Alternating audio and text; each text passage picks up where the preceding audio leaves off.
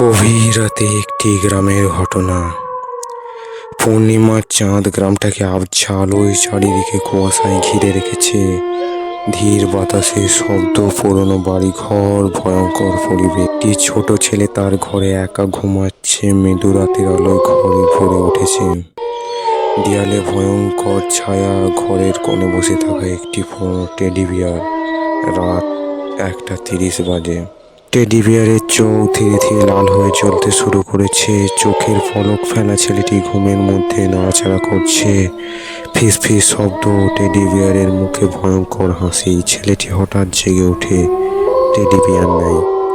দরজা নিজে থেকেই ধীরে ধীরে খুলছে। অন্ধকার থেকে লাল ঝোঁক চলছে। ঘুমে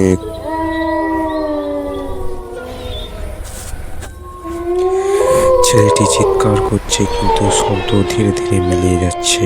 অন্ধকারে জ্বলজ্বল করা লাল চোখ। ও এখনো এখানেই আছে।